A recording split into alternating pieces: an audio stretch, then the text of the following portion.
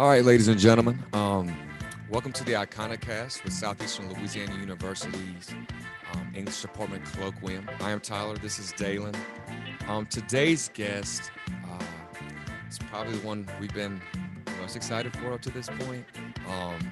Not to any slight to the other ones, but her book, New Digital Worlds, was inspiration for the founding of this. And I guess me and Dalyn are participating in this together because it challenged us, me and Dalyn. We found each other at odds a lot as we read through it. And it was just one of those academic, intellectual experiences that really makes you wonder about all those theoretical things that you encounter and how to apply those in, real life things, real life experiences. But if I were to go down her entire list of things that she does, it would be remarkable. She's on Twitter, of course. She is currently the Associate Professor of Secondary and Higher Education and English at Salem State University. And without further ado, we want to welcome Dr. Roopika Risam. How are you doing, Dr. Risam? Good, thank you. How are you? Doing well. How's the weather? Where is Salem? That's in Massachusetts, yeah? It is, yes. So it's a little cold. We're getting spring weather. We're feeling good. Jealous. Yeah. But in Atlanta. I did my PhD at Emory, so Emory, I saw that. Yeah, that's not too far from us. But yeah, thank you for joining us again, and we'll let Dalyn start us off. Hi. So to start us off, would you mind defining the term postcolonial digital humanities for those of us who haven't heard it? Absolutely. So postcolonial digital humanities is a way that I like to think about the kinds of ethical commitments that rigorous digital humanities scholarship should have. Really, when I came to digital humanities, which was when I was a graduate student, I was deeply concerned about the way that the focus of digital humanities research on canonical writers and canonical topics was both amplifying and reproducing the ways that colonialism have already shaped print knowledge production. And here were people with these tools to create digital archives, create digital exhibitions, create digital editions. And what they were doing was really reproducing colonialism. And so post-colonial digital humanities for me was a concept that was trying to urge people to think about what kinds of practices do we need to engage in when we do digital humanities research to actually avoid reproducing colonialism as we turn the cultural record of humanity into a digital cultural record. I see. So what prompted you to bring these ideas together and publish New Digital Worlds? Or how did it become your passion? That's a really good question. So when I was in graduate school, I was writing a dissertation that was thinking about how Black radicalism has traveled throughout the post-colonial world and been picked up by different groups of African descent and not of African descent, and how to represent that kind of really rich intellectual cross currents. And I was really struggling to figure out how do you actually write about that on paper. And then there was this really critical moment for me, which was when I was doing research for my dissertation in the Huey Newton papers at Stanford University in the archives. And I came across the rolls of the Black Panther newspaper, the subscriber rolls rather. And I was pretty shocked to find out that, in addition to the places you'd expect the Black Panther newspaper to be going, like Cuba and Algeria, there were people subscribing in Finland and Sweden, and this was very much out of expectation in terms of readership. And so I started thinking, well, what would that look like on a map? And for me, that was that moment where I then realized that apparently this had a name, and the name was called Digital Humanities. And that was that. Now, it turns out that when I was doing my master's degree at Georgetown in the mid-2000s, I had been working in their Center for New Designs and Learning and Scholarship doing digital humanities, but it wasn't called that at the time. So it was kind of funny to realize I've been doing that for a while.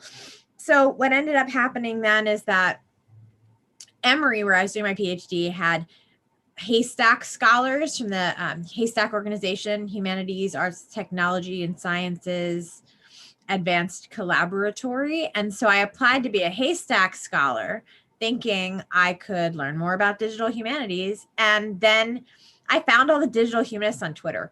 And I had already been on Twitter, finding my OG crew of scholars of African diaspora studies.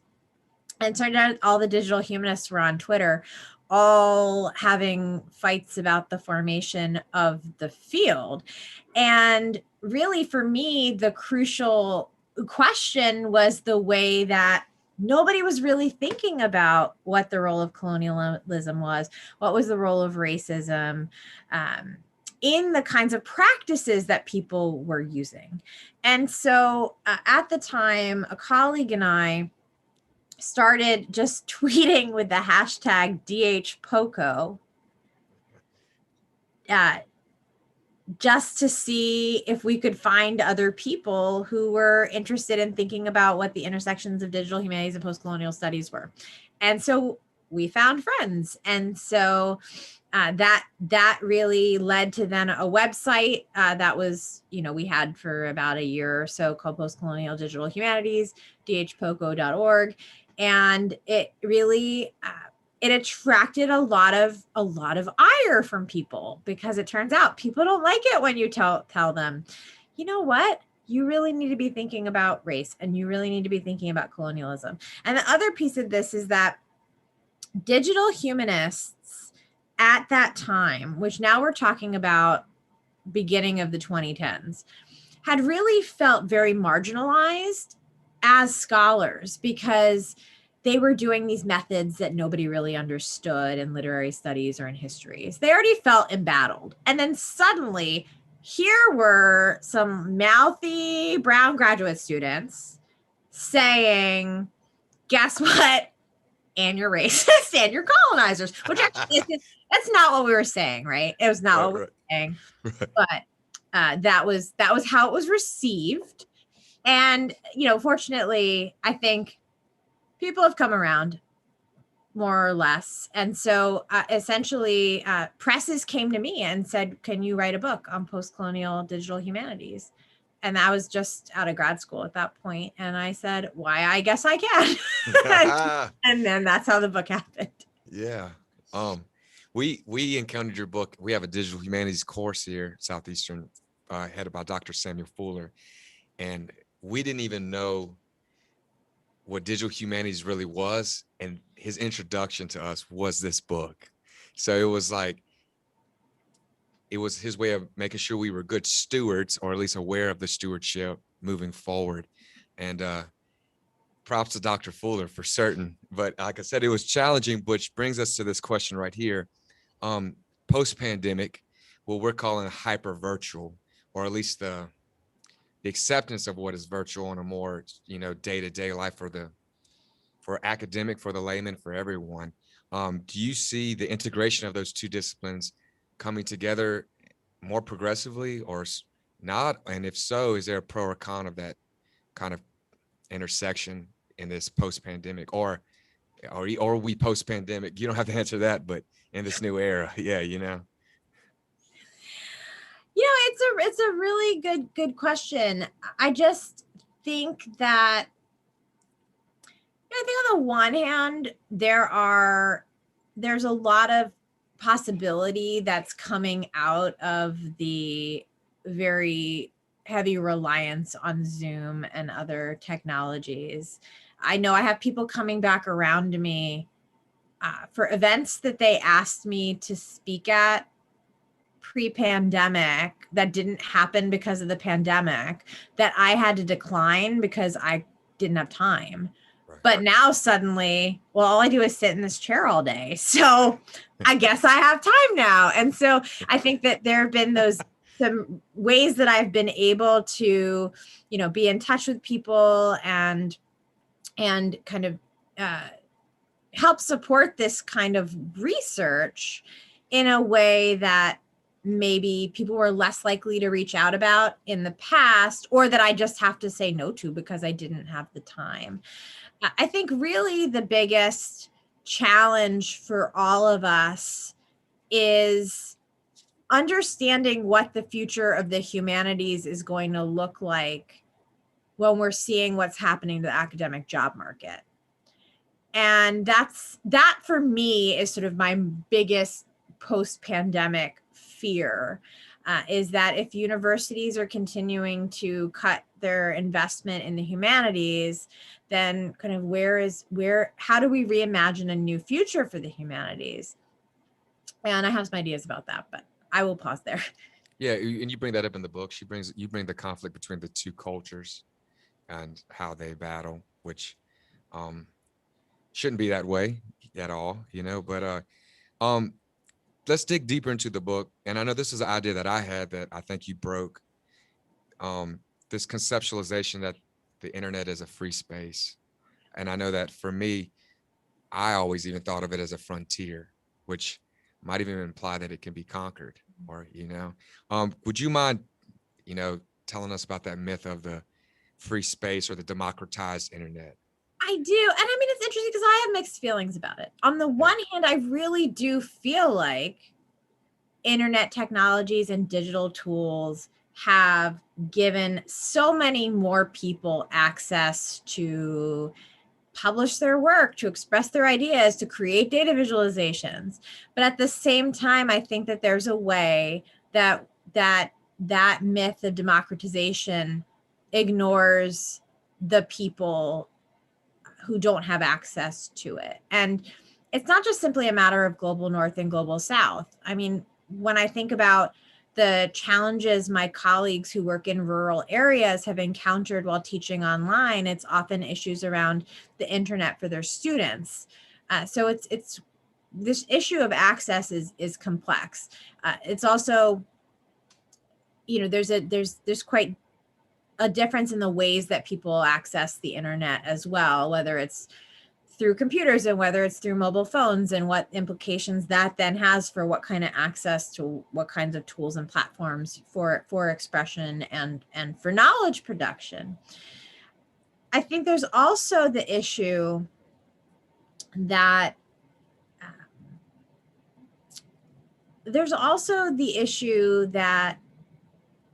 the very technologies that have created a sense of democratization have also in many ways participated in destroying democracy. And I think, for example, of Facebook's role in the genocide of the Rohingya in Myanmar, Burma. And I also think about the role of social media in the presidential elections in the US as well, and the certain choices that platforms that are run by people making a lot of money, platforms that can make you feel like you have a voice and that you can share your thoughts at any moment, are also the very ones that are interfering with the democracy in the context of the nation. And then I think the other piece of this is that, in countries like the US, in the dominant culture of the US at least, there's a presupposition that open is necessarily a good thing. But open isn't necessarily a good thing for everyone. I think of, for example, undocumented people for whom a particular kind of openness would risk their security and their safety. That's just one example. Another great example, of course, would be indigenous nations, where they have cultural protocols around the access to information that are not a predisposition towards openness. It depends. I mean, it could depend on the season. It could be depending on gender. It could be depending on age, or if you're an elder, if you're in a community, if you're outside a community. There are complicated protocols around knowledge to respect. And so it's important to remember that kind of openness isn't necessarily openness that everybody in the world, epistemologically embraces. Yeah, wow. That clears it up a little bit. It's complex because when we discussed it, even preparing these questions, and we didn't even know how to word the question, and how do you protect marginalized people? How do you police discriminatory messages? And how do you maintain that freedom that is supposed to come with this space, but it's too complex maybe to just send it forward in the process. Yeah. Is that what you're implying or what? Yeah, I mean, I think to some extent, yes. But I mean, I think the other thing though is, there have been these interesting alternatives to the kind of big tech platforms. Like everybody was on Ello for 5 minutes. And then, there's another one, May We was another one for another 5 minutes. I think Discord, people use Discord now. And I think there are ways that people are trying to find routes or communication that are outside of the big tech companies. Right. But I think that those bring with them their own downsides. Well, then you think about Parler, right? I mean, what else is there to say? Yeah, well, we actually have that later on the list, yeah. but we won't even say anything about it because what else is there to say? Yeah. But no, it's strange. It's unprecedented territory in a lot of ways, or is it? It is and it isn't, right? So I had an occasion to talk to a student about, bear with me here, the satanic panic of the 1980s. And so in the 1980s, there was this whole moral panic about satanic ritual sex abuse of children that allegedly was happening everywhere, secret underground in the US. And, these daycare centers were being, investigated for their participation in this. And none of it was real, right? And so I was trying to explain to the student what this was. And then I just paused and I said, well, it was QAnon 1.0. Yeah. Only this time it's like the basement of a pizza shop, right? Got you. I'm from DC, so Pizzagate right. is near and dear to my heart. But I think that there is a way that we're seeing the ideas that are not new. In fact, they're ideas that are very old and ideas that have not really ever gone away in the US. Of course, I'm talking about white supremacy. Kind of getting wrapped up in this very interesting brand of American Christianity and then amplified through social media. Wow. Yeah, so going off of what you said about the free internet and its role in the recent election, how do you think that this new concept of fake news is affecting or will affect the digital cultural record? Fake news. I feel like at this point, the word has lost all meaning. Yeah.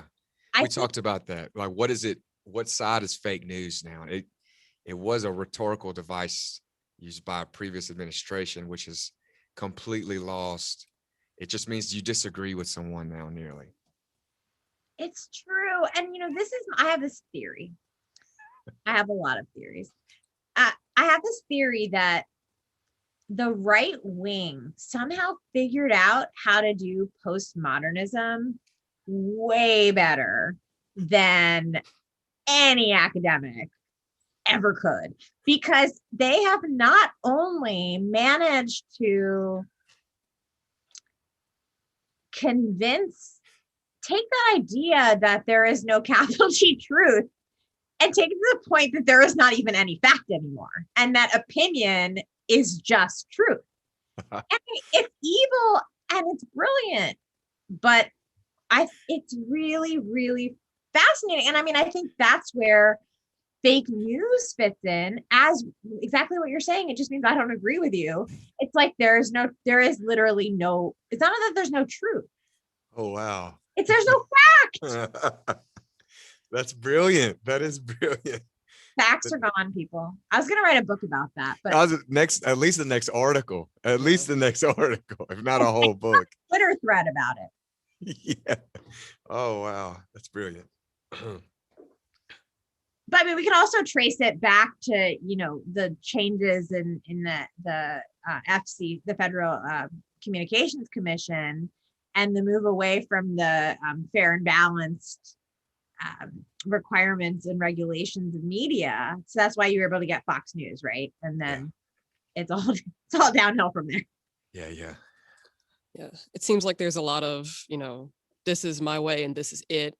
And that, it is alongside the globalization of the dominant culture, whoever is the one saying, so in your book, you talk about the way that English is kind of becoming the dominant language of the digital humanities and like the world, essentially. So what do you think are like the pros and cons of having English as a global language, or of just having one in general?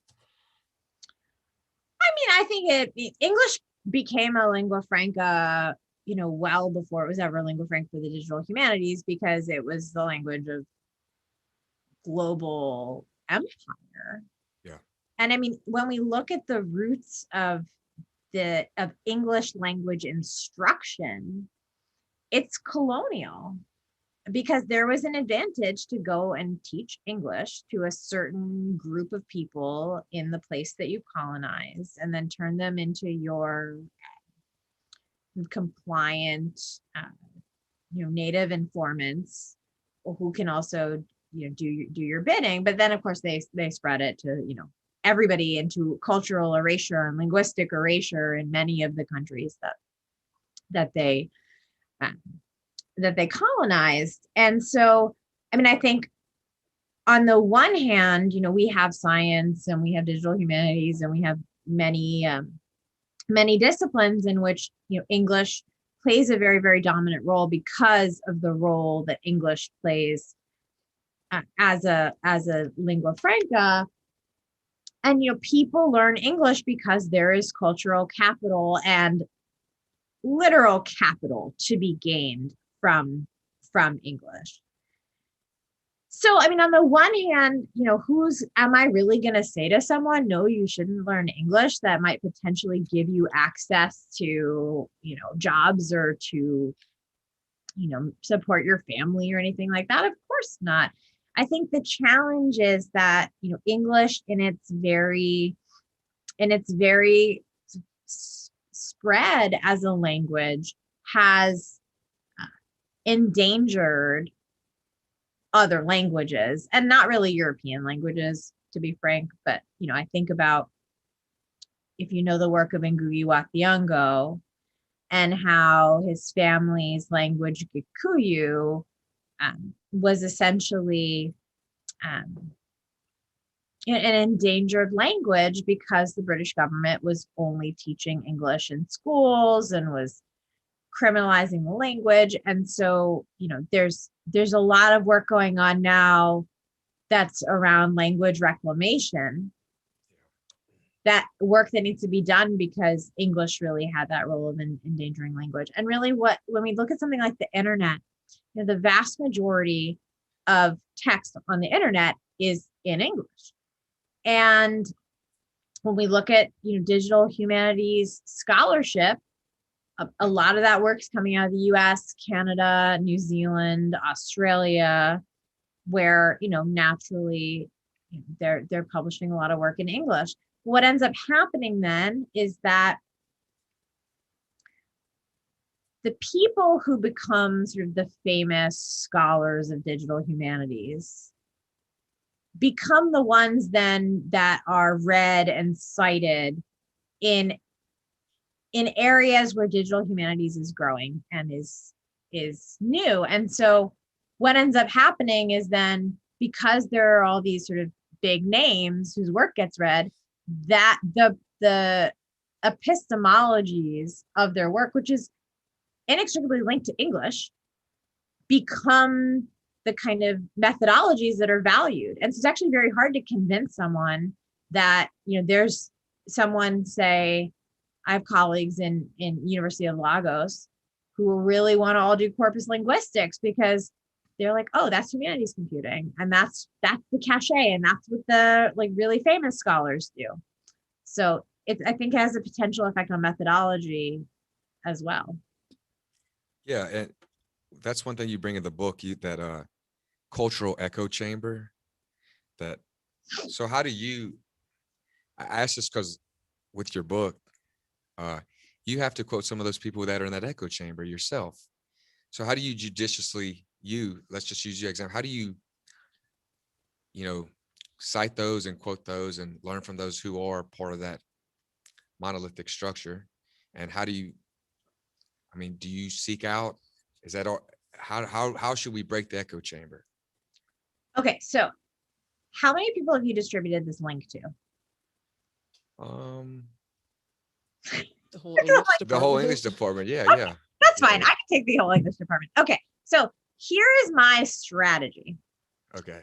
And this is a strategy that I'm done using now because I don't think I need to use it anymore, but it was very, very, very useful at the beginning of my career, which is if you flatter them, they'll sort of start like getting a little interested in the ideas. If you quote them, they'll read it because they're looking to see what you said about them.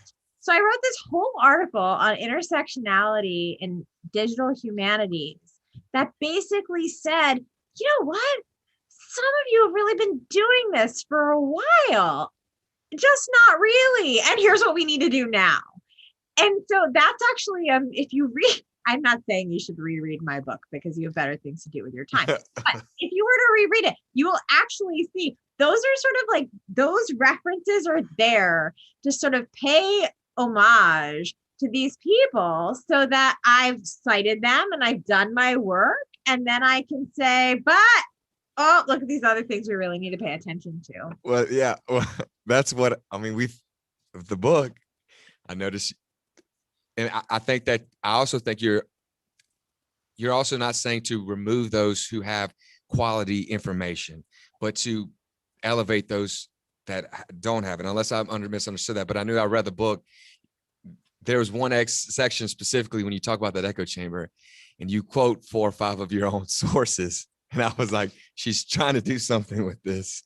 And it was escaping me, but that is, you are just as we hoped you would be so far. Just as you know, we were wondering, but yeah, unfortunately this is me. No, well, no. And on that, we had a few weeks ago, you're talking about language, and we worked with we have a women's French Caribbean literature class, and it's been extremely eye-opening. But the journey of the Creolist, and when we talk about the English language, the dominance of it, we had Dr. Nicole Simic, who is a Maurice Condé scholar, and she spoke of like this desire for cultural preservation, but this like cultural hybridity that comes from the Creolists just innately, where they're trying to preserve and speak in their Creole tongue, but they understand that their Creole tongue and their Creole culture comes from colonialism and comes from what it is. Do you think that the digital humanities can provide a way to do both of these things at once? And I ask that because there's a desire for sectarianism in the post-colonial thought. Mm-hmm. Where can this hybridity, is there a space for that without,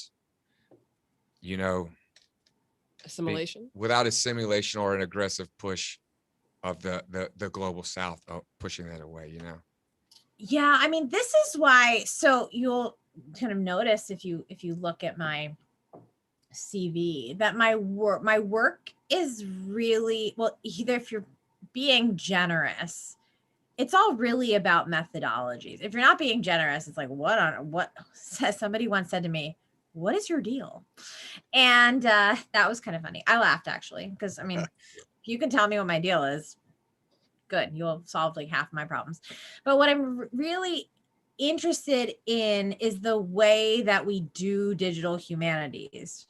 And I have projects. I've done digital humanities projects. I'm writing another book, but none of it looks like what you're supposed to do when you get a PhD in English. And I understand that. But it's really because I think that if we can find ways to develop new ways of doing this research, we can do precisely what you're saying, which is find the methodologies. And it's really about infrastructure building and it's about community building. So I've been very fortunate to be part of several kinds of groups like that over time. The first was Global Outlook Digital Humanities, which I was on the founding board of, which was just our goal was make friends with digital humanists around the world and see if there could be collaborations and things like that to come out of it.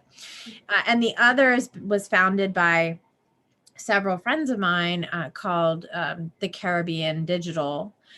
And I'm not a Caribbeanist, but they let me interlope because I do actually do Black Diaspora Scholarship. And so, that those communities and being part of those communities have been the places where, we've been able to think through and have these conversations around what are the methodologies that are authentic to the hybrid, cultural milieus in which, we come from, or we work with, or, that are part of communities that we care about. Yeah. Oh, that because that was where me and Dalyn, with Dr. Fuller, the class was most challenging. Is how that line is walked, how to make sure to preserve, how to allow progression, but I'm still seeking it. I think Dalyn is more confident than I am, but the problem is really money, by the way. So, for example, our first, when we were working with the organization GoDH, our first project, which was led by Alex Heel, was a mapping project of digital humanities projects around the world. And what we found, so we crowdsourced this list of projects, and then we curated the list and came up with 80 of them and published entries, one a day for 80 days, and called it Around Digital Humanities in 80 Days. And what we discovered with everything, well, the vast majority of projects that we were getting that were from the continent of Africa were collaborations with Michigan State University. And often some of them were because, they had anthropologists, stuff they had, oral histories they had.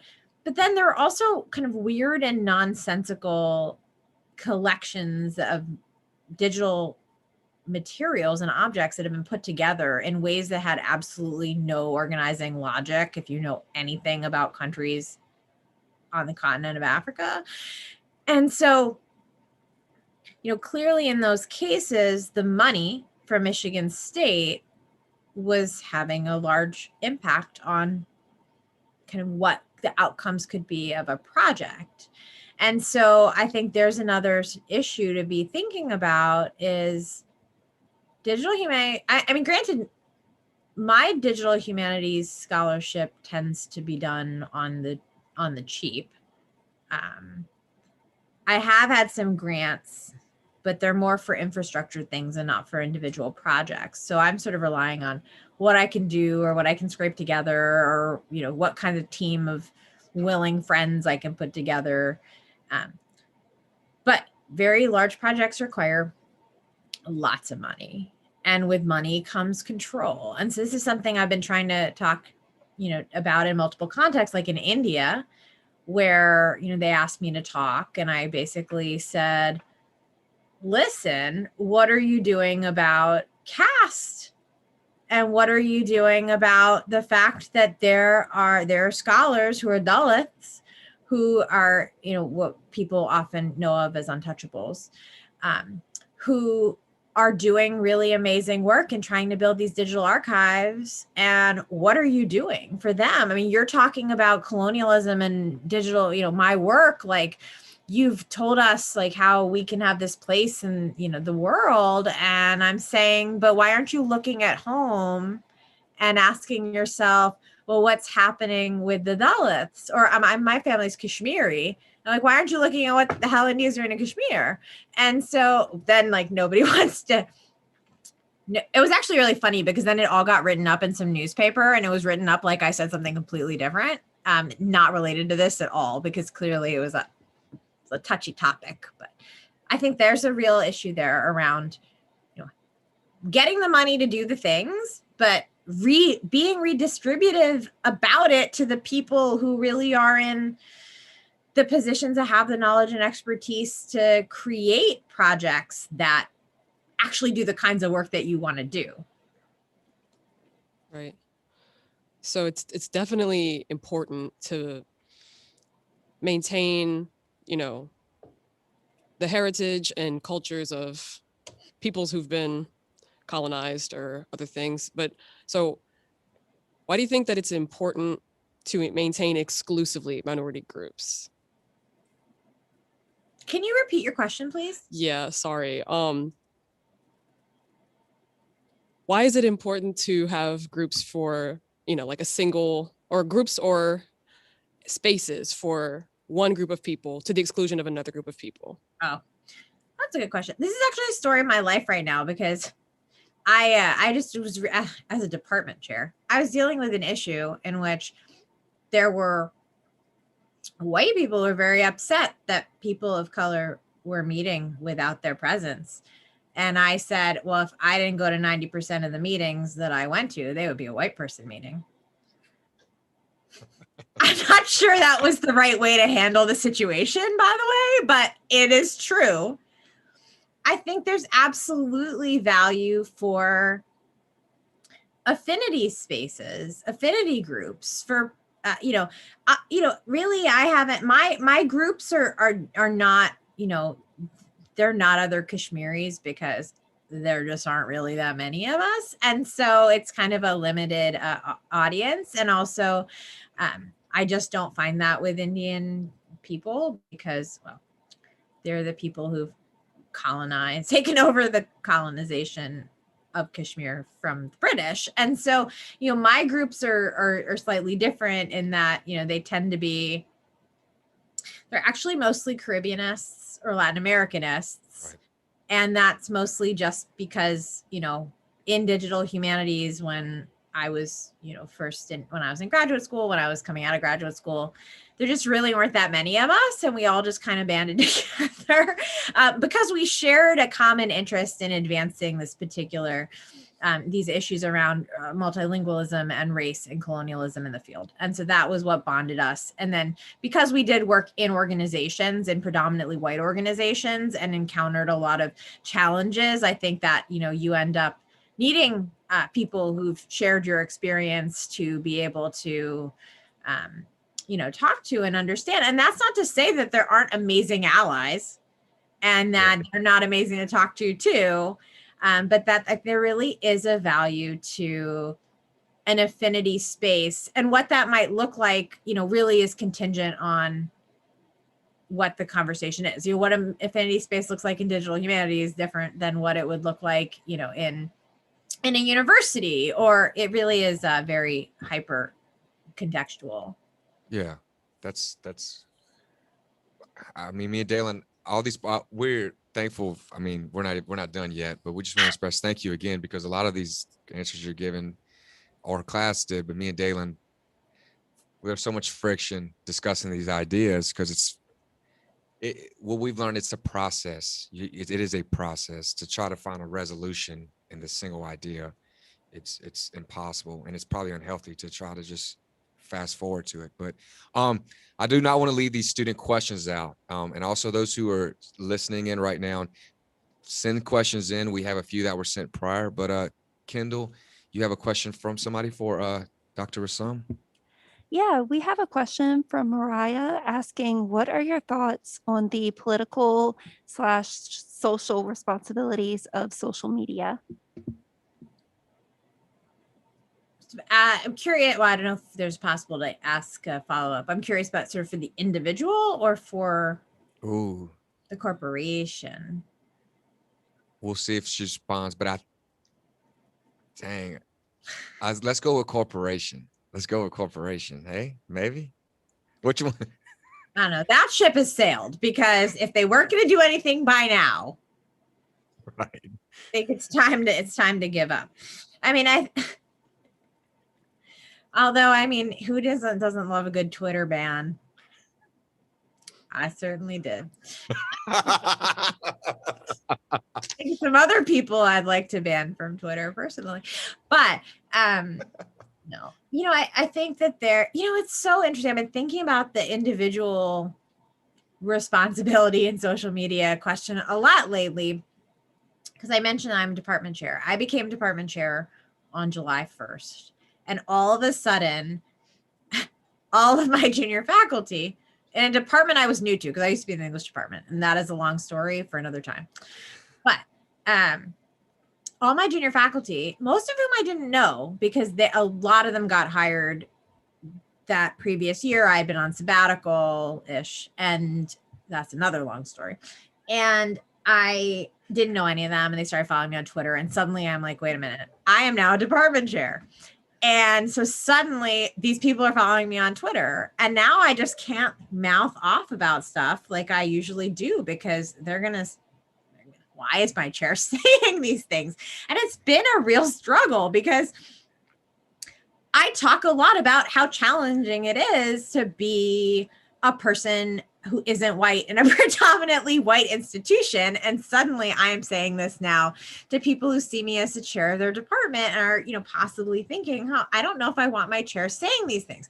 I then had to also realize that I suddenly things I would say or use as examples of things on social media might actually now pertain to people who file grievances against me if I said them.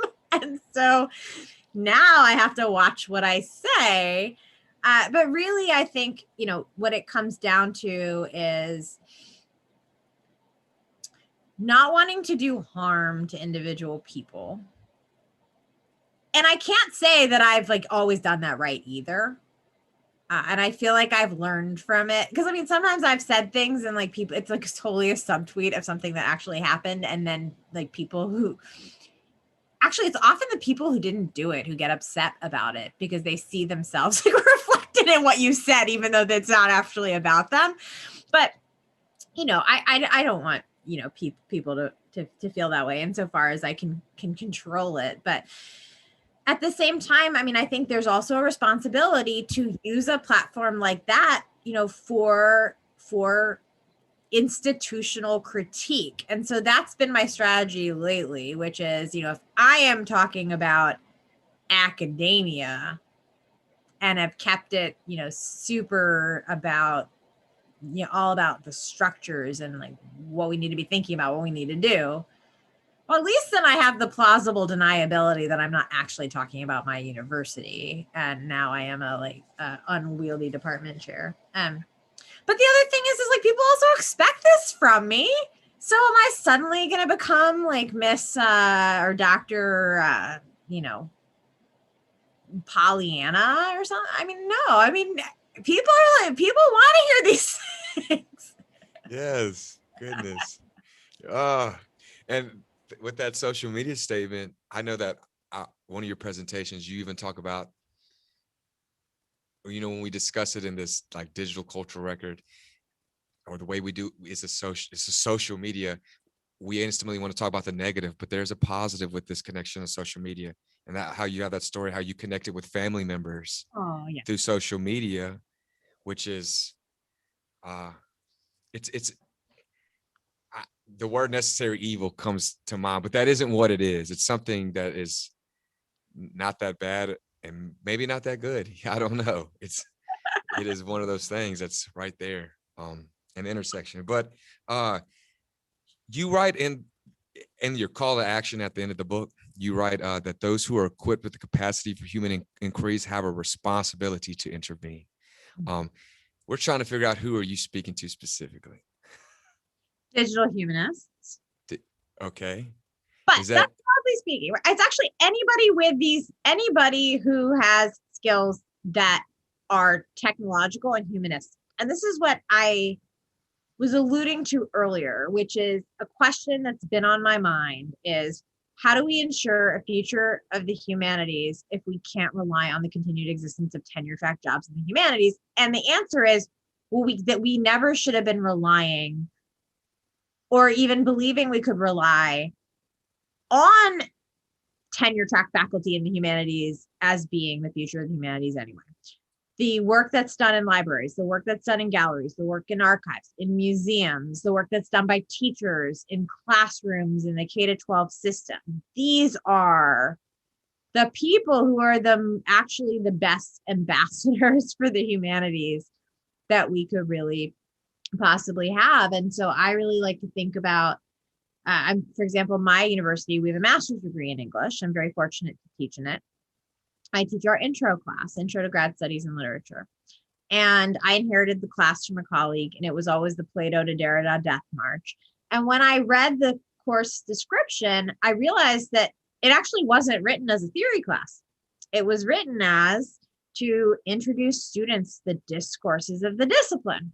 So I asked myself, well, what are the discourses of the discipline? Well, sure, theory is one of them, but we have public humanities, we have digital humanities, we have public writing, we have all kinds of genres of scholarship that have expanded what English is beyond kind of old school mentality of it's theory. It's not even that old school. It's like an 80s, 90s mentality of it's theory. That's it. And so I really feel like we need to be thinking about the ways that we can, engage teachers so that they're doing this really kind of exciting and powerful work with the humanities that moves beyond, as 12th grade, we're going to teach Beowulf, and 10th, 11th, we do Great Gatsby, 9th, we do Catcher, right? I mean, away from that and towards how do we really engage an audience in humanities in a different kind of way? And I think that we need to be looking beyond that, because I'm not really somebody who wants to count on our institutions, because they don't love us and they don't really care about us, and they care about making money. Not the people. I mean, I work with great people, but I'm also a chair. And so I feel like I've seen and felt the dark side, which is that when there's a budget in front of you and you're like, oh, something has to go. How do you pick? I mean, I really for a minute wanted to get an MBA and become a consultant for universities, but who was a good one, who was good for the humanities, and then everybody I know chalked out of it. Yeah, like a guardian angel. Yeah. Let me go in and I'll get hired. We hire all these consultants, all the university hire EY Parthenon and Bain, these consulting firms, these people making all this money to come tell you cut your humanities department. Get in. Yes. I could be like, actually, your humanities department is making you money. Right. I mean, here's the thing though. At many universities, humanities departments are making the money because the cost of delivery of an English course is lower than when you encounter the cost of science labs, or even at research universities, the cost of subsidizing the research and development needed to get large government grants is all subsidized by the humanities. I'm just saying. Yes. Definitely the truth. So what are some ways that K through 12 schools could incorporate digital humanities into the classroom? Thank you for asking a question that I know a lot about. So just so it's slightly less weird, when I was hired at my university at Salem State, I was hired for world literature and English ed, which are two things that absolutely have nothing to do with one another. They just weren't really, they wanted to hire in both and they couldn't get 2 lines. So they decided to find someone who could do both. And it so turned out I had the PhD in English and I had taught high school. And so I've been teaching for years in our English education program. I developed a technology methods course. So the history and the English students do get the digital humanities training in there, but it's also a course for math and PE and everything. And so that's always a challenge, but there is a lot of really exciting work that teachers can do. Many states, Massachusetts is one of them, has what's called digital literacy standards. And this is a response to them realizing that they were actually producing students who do not know how to do anything with a computer. Because as I mentioned in my book, there's that whole myth of the digital native that has led everybody to assume that young people simply just have this innate magical familiarity with technology that they don't have, which, I assume many of you teach and have had the experience of, the student comes up to your computer and tries to show a PowerPoint, and then they say, I don't know how your computer works because it's a Mac. And I have a PC, and then I say, but the PC operating system was literally built based on Mac operating system, but that doesn't make a difference. They don't know how to use a computer. So that's fun. But so they have these digital literacy standards, and then often they haven't been implemented in any way. And this is the case for Massachusetts. So I've done a lot of work, for example, through graduate certificate in digital studies that I created that is with teachers. And we do a lot of remapping the English language arts standards in relation to the digital literacy standards, which are supposed to be those kinds of standards that are like, they should be everywhere in every discipline if they're appropriate, but we're not actually going to tell you where. So they just kind of like leave it to the schools to figure out. And then what the schools do is just ignore them. So I've done a lot of work kind of mapping the curriculum onto the digital literacy standards and sort of thinking with these teachers around ways that they can kill two birds with one stone. Because, you know, if you're writing and you're communicating and you're doing so in a digital genre, you're still writing and communicating, and you're still, you know, and it's as important for students today to learn how to do that as it is for them to write, you know, write arguments and write argumentative essays and all the other kinds of writing that you ask them to do. So those have been ways that I've actually done this. Most of the teachers who, most of the students in my graduate courses are actually teachers. And that's because universities like mine, regional comprehensive universities, our master's program tend to serve teachers. And so if we can be in those courses, teaching these students how to do these things. And I often let people create, you know, units and assignments as part of course assignments in place of an essay, because if that's going to really get them doing this work and taking it out into the world with their students, then that's what they want to do.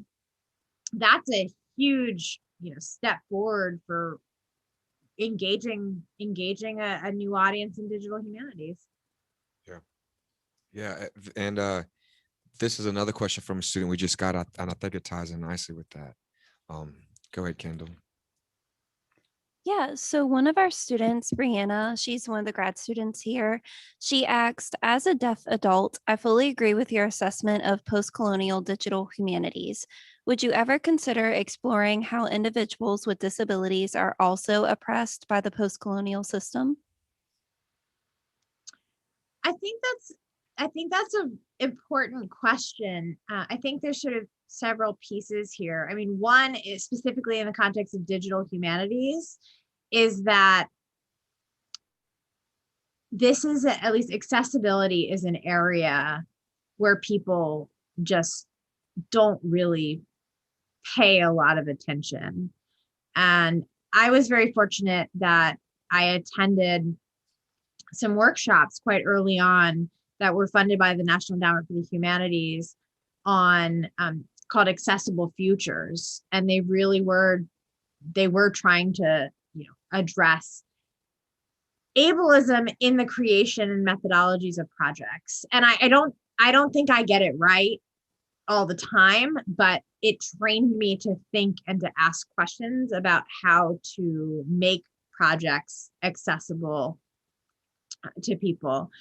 I think part of the challenge is that unless someone like the National Endowment for the Humanities says you must address accessibility in your grant proposal, I think it's going to be hard to get people to really put that at the forefront, you know, of their research, and as not as an add-on or a let's go retroactively redo things because we didn't do it in the first place, but how do you actually build universal design into the project in the first place? So that's that digital humanities part, which probably weren't even asking, but post-colonial. I mean, I think there is a way in which the kind of normative is reinforced by colonialism. And I mean, I see this actually a lot in the stigma in many post-colonial cultures around people with disabilities. And it's almost like an amplification of you know, discourses of disability as abnormal that people will say and do things that you couldn't imagine them doing in the US, for example. And the US is not really even very progressive. So that's the really sort of difficult part. I mean, that's why, I think that there's a lot of really interesting points of connections between disability studies, between postcolonial studies, and queer theory as well, because I think they're all in their particular context thinking through how do we move away from a normative default identity that is white, that is, male, that is cisgender, that is able-bodied, and how do we get people to change the way they think so that diversity, neurodiversity, a range of gender identities and sexualities are simply like that they're not abnormal, they're not different, that they're as equally valued. Yeah, Brianna was in the course with us, and when she took the global north, global south relationship and expressed, like, when she read your new digital worlds, that she kept on framing or reframing the analogy as individuals with disabilities as the global south and those who were able-bodied as the global north.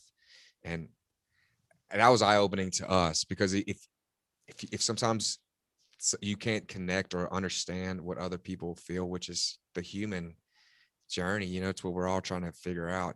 It is not more evident when somebody has an obvious, when it's physically there, it's tangible. It's not just an abstraction that you have to massage somebody sometimes for. So I'm glad Brianna shared that. It's a brilliant analogy. And I think she's talking about digital humanities because I know that she's a graduate student with me. Dalyn here is an undergrad who will be coming grad with us, but her journey through the program, trying to figure out how digital humanities can serve her to with accessibility, like you were saying. You would expect that to be what digital humanities, like for postcolonial, for people with individuals with disabilities, accessibility, right, is probably what it can do better than anything else prior to it. Yeah. But do you have any other questions for Dalyn? No, I think that was it. Okay, so let me ask you this, Dr. Risam. You have anything else you're working on? Oh, when do I not? I mean, do I have to listen? I'm very excited about the book that I'm supposed to be writing right now. And that is now 6 months overdue. Well, I mean, there's a pandemic. So I'm working on a book called Insurgent Academics. That's a working title-ish. It sort of depends on what day you ask me. And it's looking at the ways in which discourses around public humanities and kind of all this rhetoric around how do we save the university with generosity and collaborate with communities and like, let's be nice to people and let's, have open access scholarship and make it all available to everybody.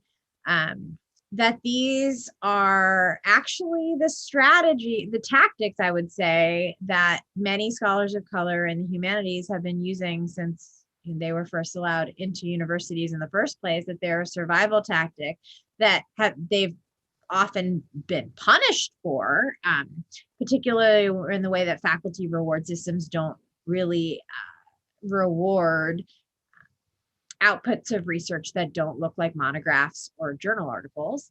And now suddenly they're being co-opted by the field of critical university studies to say, here's how we save the humanities. So I have some feelings about that. It's a book. It's under contract with Johns Hopkins University Press. It should hopefully be out next year, I hope.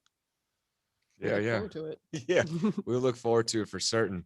But that's all we have, Dr. Risam. We really appreciate you being Thank you. patient with us. Yeah. Yeah, trying to work through it and giving your time to us.